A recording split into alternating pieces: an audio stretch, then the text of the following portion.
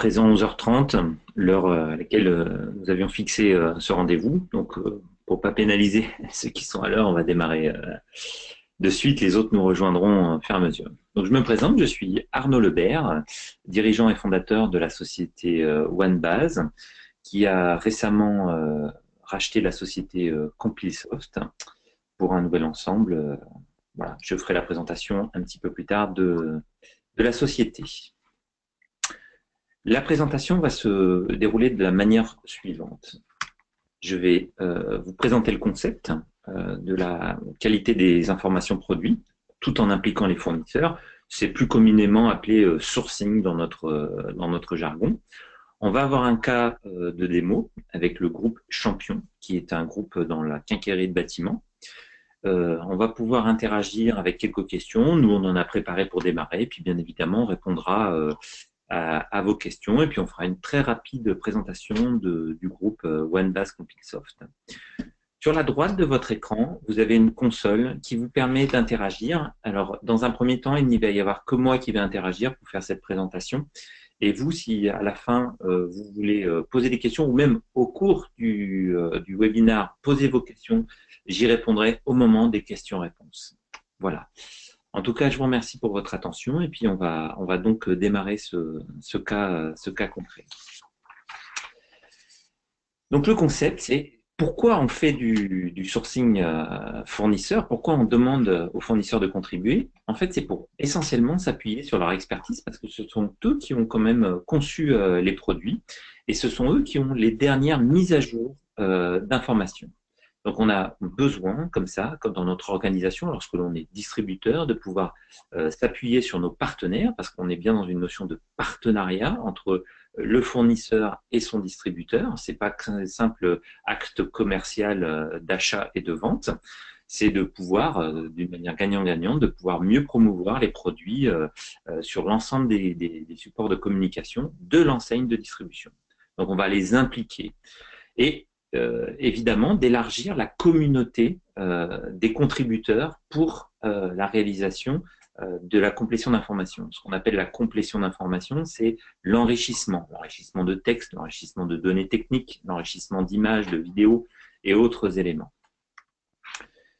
Pour impliquer les fournisseurs dans les mises à jour de données, il est vraiment nécessaire de pouvoir directement les faire interagir dans notre système, dans notre PIM.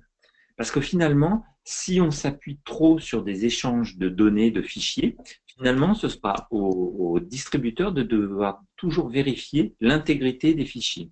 Alors que finalement, une majorité de fournisseurs, si on est dans un cas très concret de clients, on va dire que sur une population chez un distributeur, 20% des fournisseurs seront structurés pour apporter une information structurée dans les formats de type FAB10 ou des formats de type EDONI. Et 80% des fournisseurs, malheureusement, eux ne sont pas encore assez bien structurés et ne disposent pas d'éléments factuels dans des tableaux bien pertinents. Donc là, l'idée, c'est au lieu de leur redonner un autre document à renseigner, on va les faire collaborer directement dans un espace dédié de notre outil de PIM, directement. D'accord ? Et l'intérêt, c'est qu'on va pouvoir comme ça suivre et avoir une traçabilité des contacts et des communications directement auprès de notre fournisseur. On saura s'il est venu, combien de temps il est venu, qu'est-ce qu'il a fait, on aura une traçabilité globale parce qu'on utilise le même outil finalement. On positionne notre fournisseur, lorsqu'on est distributeur, comme si c'était un collaborateur métier sur sa propre marque. Voilà. Donc, on aura des systèmes de relance, de statistiques de connexion et du reporting en temps réel. Pas besoin de dire, au fait, combien de fichiers j'ai reçus. Non, c'est combien de fiches ont été renseignées en temps réel, directement.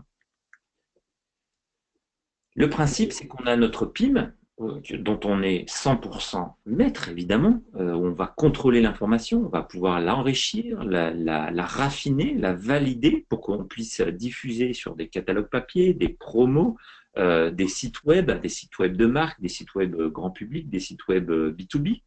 Donc ça, c'est vraiment la partie aval du contenu. Mais pour arriver à diffuser tout ce contenu, il nous faut de l'information. Sans données, il ne se passe rien. Donc l'important, c'est de pouvoir demander aux fournisseurs toute la partie amont, de pouvoir collaborer, Donc, dans le concept que je vous présente, on est dans le domaine électrique. Et donc, on va, au travers d'un portail 100% web, solliciter nos partenaires, un Aguerre, un Legrand, un Philips, à venir collaborer directement. Donc, on a une personne qui coordonne le projet, qui est essentiellement quelqu'un de métier, mais on peut avoir aussi des équipes de ressources internes ou externes pour des relances en disant bonjour, cher fournisseur, cher Aguerre, avez-vous reçu notre mail de sollicitation? Oui. Comptez-vous répondre? Oui. La réponse, je compte la faire dans 15 jours. Très bien, merci. C'est noté directement dans l'applicatif. Ou non, je ne souhaite pas répondre. Et vous, en tant que distributeur, vous allez dire, j'en informe la partie commerciale, comme quoi vous déclinez notre demande de sollicitation pour la complétion d'informations. Voilà. Non, il y a des personnes qui ne voient pas l'écran. Ah, vous ne voyez pas l'écran, excusez-moi. Alors, je reprends la main. Excusez-moi, vous ne voyez pas l'écran.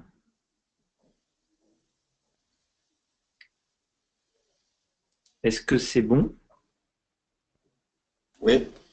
Alors, excusez-moi, je n'avais pas vu votre demande sur l'aspect granularité. Alors, si vous n'avez pas vu l'écran, je vais me permettre de remonter un tout petit peu sur cette notion de concept qui est juste là. Voilà. De dire, voilà, nous avons donc notre PIM centrale avec un portail et donc une personne qui va, comme ça, pouvoir solliciter le sourcing. Je repars. Voilà. Au niveau de la granularité, c'est extrêmement important parce que finalement, ce qui va faire la qualité d'un sourcing, c'est également la qualité des questions. Parce que finalement, quand on a besoin de faire du sourcing fournisseur, de pouvoir récupérer de l'information auprès de son fournisseur, c'est parce qu'on a un besoin marketing. On a besoin de faire des facettes sur notre site web. On a besoin de faire des tableaux de comparaison d'objets sur mon catalogue papier. Et donc, pour pouvoir faire ces comparaisons-là, on va donc pouvoir faire de la catégorisation. Et c'est là où il faut orienter vraiment sur notre métier, les questions que l'on pose à nos partenaires. D'accord? Si l'on fait simplement du sourcing en disant donnez-moi le descriptif long ou donnez-moi le plus produit, on ne va pas forcément avoir une pertinence qui sera vraiment intéressante pour nos besoins marketing produits. Parce que ce qui va intéresser nos clients, les clients des distributeurs, donc la vente de notre article, c'est de pouvoir le trouver facilement. Donc, pour pouvoir le trouver facilement, il faut qu'on ait des facettes. Est-ce que je cherche une baignoire blanche? Est-ce que je cherche une perceuse de 1200 watts? Et donc, il faut que les réponses soient pertinentes sur ces notions-là. Les conditions de la réussite. Les conditions de la réussite, c'est vraiment d'essayer d'organiser une annonce officielle. C'est-à-dire que là, on décide, en 2018, on va s'appuyer sur une notion de sourcing pour la réalisation de notre futur catalogue, pour la réalisation de notre prochain site web. Et donc, il faut que ça parte, il faut que ce soit une démarche globale au sein du distributeur, que ça parte directement du dirigeant, du DG, du PDG, du directeur commercial, du directeur marketing, qui va expliciter auprès de ses partenaires ce pourquoi on veut réaliser ça. C'est-à-dire en disant, on souhaite créer un nouveau catalogue, on va donc investir de l'argent pour la promotion de vos produits, chers fournisseurs, et donc on a besoin de votre appui pour enrichir ces données-là. Donc, il faut qu'à chaque fois, on puisse avoir une relation globale, y compris sur l'aspect commercial, en disant, lors de notre réunion annuelle, lors de notre dernière grand-messe, on vous a demandé, chers fournisseurs, de nous aider. Aujourd'hui, ce n'est pas le cas, chers fournisseurs, vous n'avez pas encore fait. Il faut qu'on trouve une solution pour qu'on puisse avancer. Et il faut impliquer tous les services pour que chaque point de contact entre le distributeur et son fournisseur soit impliqué d'une manière globale. Je demande un tarif à mon fournisseur, je demande une précision technique, j'en profite pour lui dire, tu sais qu'on est dans une démarche de sourcing, c'est l'occasion de renseigner les données. Voilà. Et ça, c'est une notion extrêmement importante. Je vais vous présenter un cas concret d'un de nos clients qui s'appelle le groupe Champion, qui possède un PIM OneBase et qui va donc utiliser les fonctionnalités directement de l'applicatif pour pouvoir faire renseigner son catalogue général ou ses différents sites web. D'accord? Donc, c'est de la distribution d'outillage et de fourniture de bâtiments et d'industrie. Je vais aller directement sur la plateforme parce que ce sera beaucoup plus explicite. Donc OneBase, c'est un framework 100% web qui nous permet de gérer les campagnes de sourcing, tout simplement des campagnes, parce que évidemment, la notion de sourcing, c'est pas une fois par an, c'est chaque fois qu'on a un projet. Donc on a un projet de catalogue EPI pour 2018. Donc la campagne de sourcing pour ce catalogue EPI 2018, c'est fait en disant je souhaite faire un sourcing de type produit pour mon catalogue 2018 à la fin de l'été, au début de l'été 2017. Et on a une date de refus de réponse qui est au 30 juin. C'est-à-dire que j'ai demandé à mes fournisseurs de venir contribuer le 7 juin et je demande c'est terminé le 30 juin 2017. À partir de ce moment-là, ils ne pourront plus répondre. On personnalise le message. Donc, bonjour, chers partenaires, nous avons le plaisir de vous lancer la production de notre nouveau catalogue. Merci. On peut associer directement des fichiers qui permettent d'expliciter. Et ensuite, on a une signature qui est personnalisée campagne par campagne. Si on est dans le domaine de l'EPI, ça va être le responsable EPI qui va signer. Si on est dans une campagne d'information tarifaire, peut-être que ce sera la responsable de la cellule tarif qui va signer directement ces éléments-là. On va associer ce qu'on appelle des invités. Quels sont les fournisseurs que je souhaite inviter pour cette campagne? Parce que bien évidemment, une enseigne comme Champion va avoir plus de 600 fournisseurs, mais il ne va inviter que dans la campagne EPI les 50 fournisseurs concernés. D'accord? Et pour chaque fournisseur, on a un contact associé qui va nous permettre de pouvoir envoyer dynamiquement à chaque personne une sollicitation. Donc, on peut voir, si on va chez Delta Plus, le mailing compris. Donc, c'est Madame Karine Imbert qui est sollicitée personnellement et on lui demande d'aller renseigner son login et son mot de passe pour pouvoir renseigner sa base de données. On va pouvoir visualiser graphiquement la complétion, c'est-à-dire on voit que sur les 355 produits, on parle bien de produits et pas de références. Pourquoi? Parce que finalement, on ne va pas demander à Delta Plus de renseigner les photos et les descriptifs pour toutes ces chaussures de la taille 36 à la taille 47, ça n'a aucun sens. Ce qu'on a besoin, c'est d'une image générique pour notre chaussure de sécurité. Donc, ils ont 355 fiches et à l'heure actuelle, il y en a 251 qui sont renseignées, dont finalement que 27%, 97 qui ont été validés par le fournisseur parce qu'il a précisé à son client qu'il avait déréférencé 20% des fiches qu'il avait dans son plan de vente. Et au final, le distributeur n'en a retenu que 53. C'est-à-dire que sur une démarche globale de sourcing où on a demandé 355 fiches, ils n'en ont retenu que 53 dans la publication du catalogue EPI. D'accord? Donc, le fournisseur, on va aller voir ce que le fournisseur voit finalement quand il se connecte. Donc, on va se mettre à la place de Karine Imbert. Hop, excusez-moi, c'est pas cette touche-là. Voilà, c'est celle-ci. Donc, je vais me connecter en tant que fournisseur, où là, le fournisseur, l'interface est beaucoup plus allégée. Et finalement, on lui rappelle ce qu'on lui demande, et lui va pouvoir accéder directement à ses produits, et uniquement ses produits. C'est-à-dire des filtres et des masques et parmi ces fiches-là, donc soit on lui demande, parce que c'est une fiche qui est déjà très renseignée, simplement de valider cette fiche-là, ou si ce n'est pas une fiche qui est validée et renseignée, de renseigner l'ensemble de l'information. Donc là, en l'occurrence, on lui a demandé d'intégrer des normes, d'intégrer des catégories, d'intégrer des vidéos, d'intégrer des éléments qui peuvent interagir sur ces fiches-là. D'accord? Donc vraiment, l'intérêt, c'est que le fournisseur va avoir une interface où il ne va voir que ses produits directement. Et donc vous, inversement, en tant que distributeur, on va pouvoir suivre globalement où est-ce qu'on en est dans notre progression. Voilà en quelques slides la présentation que je souhaitais vous faire sur un exemple concret où on a donc nos tableaux de bord pour la vérification. En temps réel, on peut savoir qui a été sollicité, qui est venu, quand est-ce qu'il est venu, la dernière fois qu'il est venu.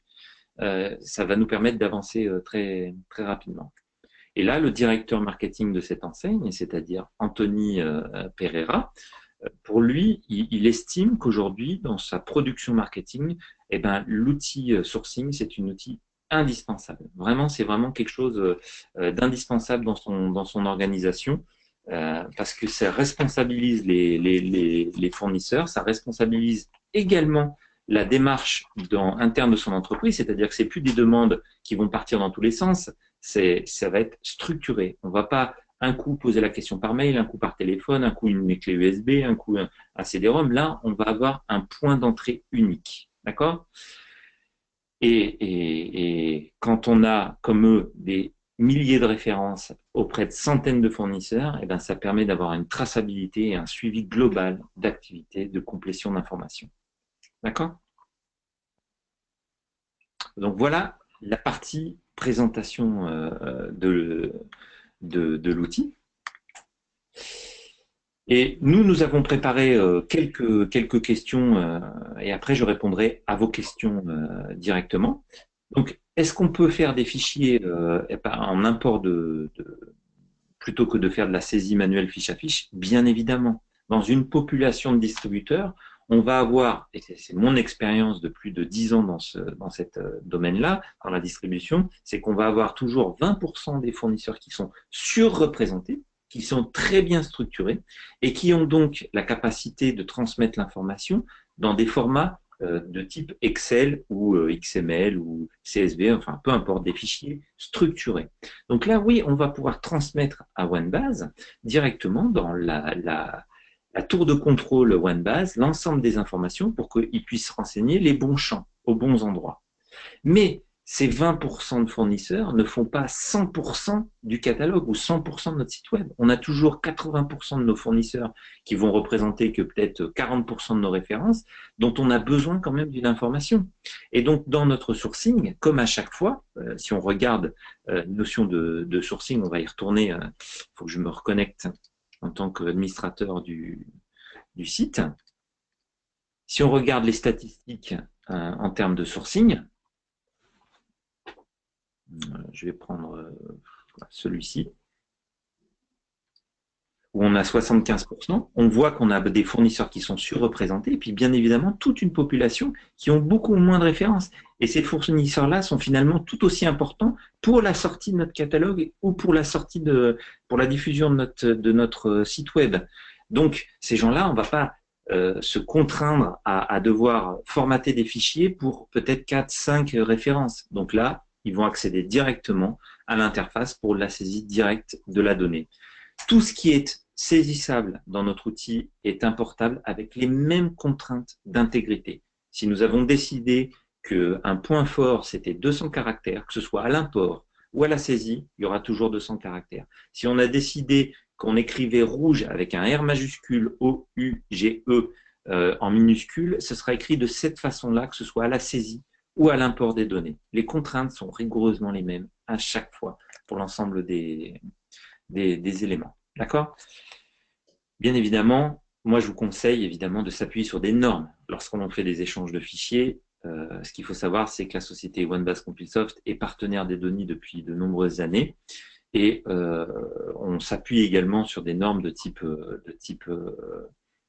Fab 10 où là on a créé des systèmes de transcodage pour transformer un fichier données en fichier Fab 10 ou inversement transformer des fichiers Fab 10 en format propriétaire. D'accord? Pour pouvoir comme ça interagir lorsque l'on est sur des fournisseurs qui sont référencés. Parmi le groupe Edoni, il y a des fournisseurs qui ont déjà signé une charte d'engagement à dire qu'ils s'engageaient à fournir ces données de cette manière-là. Donc, c'est un moyen de pouvoir récupérer de l'information facilement et rapidement. Voilà, donc j'imagine que vous-même, vous avez probablement peut-être des questions. Sinon, j'en ai une dernière, c'est la notion de sourcing. Est-ce que ça s'adresse qu'aux fournisseurs? Finalement, pas que. Si on se place en tant que distributeur et que l'on est un groupement, et donc on a des adhérents indépendants, on peut très bien utiliser les mêmes fonctions de sourcing, mais plutôt que de s'adresser à l'amont, à nos partenaires fournisseurs, on va pouvoir s'adresser en aval à nos partenaires distributeurs, et donc communiquer de la même façon. Chers distributeurs, nous pensons faire une opération de massification sur de l'achat d'électroportatifs. Combien de perceuses êtes-vous prêts à vendre pour l'année 2018? Et donc, on recevra l'information d'une manière avec une complétion en sachant qu'on a 50% du réseau qui a répondu à notre sollicitation. Mais ça peut être également, cher adhérent ou cher point de vente, on a mis en place une campagne de anniversaire. Voici la PLV que l'on souhaite mettre en œuvre. Vous souhaitez la personnaliser. Vous pouvez le faire directement dans la plateforme. L'amont pour la récupération d'informations, fournisseur, et l'aval pour la diffusion sur différents canaux, y compris le réseau. Voilà. Mais ça peut être aussi du sourcing pour aller récupérer d'autres types d'informations sur des notions normatives. Hein. L'intérêt, c'est que le sourcing, il peut fonctionner dans plein de dimensions dans l'organisation. Avez-vous d'autres questions à nous poser? Sinon, je crois que... Alors, je vois que Jean Hubert nous pose la question, les formats de fichiers pour papier et web ne sont pas les mêmes. Comment validez-vous la qualité des fichiers? Alors, pour la qualité des fichiers, effectivement, soit on a déterminé que dans OneBase, on avait créé un format de type FAB10 ou de type EDONI. Lorsque le fichier va se présenter, il va contrôler l'intégrité, je parle de l'intégrité du fichier. Vérifier que l'information, si vous connaissez la notion de FAB10, vous savez qu'il y a plusieurs onglets. Avec un onglet média, par exemple, on va s'assurer que tous les onglets sont bien présents, que dans ces onglets, ils sont bien dans la bonne position et que la qualité de l'information qui s'y trouve va être pertinente, d'accord, en termes de mécanique, je parle de la qualité. Par contre, jamais aucun système au monde ne pourra vérifier l'orthographe. Donc, si à la source de données, notre fournisseur n'a pas mis une information qui soit correcte en termes orthographiques, malheureusement, OneBase ne pourra pas, comment dire, vérifier ces notions-là. Mais par contre, l'intégrité, oui. Deuxième question de Jean Hubert, c'est pour les photos. Évidemment, lorsque l'on utilise la norme FAB10, donc on a un onglet média, qui ne présume pas si le fournisseur a bien mis l'image au bon endroit. C'est-à-dire que le fournisseur dit simplement dans ce fichier FAB10, vous disposerez de l'image 7293.eps dans ce répertoire-là. Et malheureusement, ça peut arriver pour X raisons que dans le répertoire, l'image soit absente. Et c'est là qu'encore une fois, OneBase va faire cette vérification. C'est-à-dire que quand on va récupérer le fichier, on va vérifier si le fichier est bien présent. Donc s'il y a un oui, notion de l'image est bien présente, on va la récupérer, la retraiter, la réindexer dans notre PIM, parce qu'évidemment, vu qu'on fait du multi-fournisseur, il se peut que deux photos de deux fournisseurs différents portent le même nom, donc on va les réindexer et on va les archiver dans notre PIM en les associant avec la bonne référence. Et de l'autre côté, si la réponse est non, parce que malheureusement pour X raisons, on n'a pas nommé correctement dans le fichier le nom du visuel, eh ben, on mettra une alerte au fournisseur en disant attention, cette image n'est pas présente. Ou deuxième possibilité, ce fichier ne correspond pas aux critères de qualité qu'on attendait. Parce qu'on a déterminé que dans notre outil OneBase, une image haute définition devait faire 500 pixels du grand côté minimum. Et si on n'a pas les bons formats, on peut rejeter l'image ou simplement avertir le fournisseur en disant votre photo n'est pas correcte en termes de contenu. Avez-vous d'autres questions parmi tous les participants Peut-être, Jean-Yves, toi, tu avais peut-être préparé une question. La question qui était souvent qui est posée, c'est un petit peu les différences entre ce qu'on appelle le sourcing en général, qui est l'approvisionnement, et effectivement ce sourcing de données pour pas qu'il y ait confusion parfois des genres. Parfois, nos clients ont un petit peu cette confusion entre, je dirais, est-ce qu'on peut faire un comparatif malgré tout dans cet outil d'une offre fournisseur ou de deux offres fournisseurs? Oui, parce que qui revenaient parfois.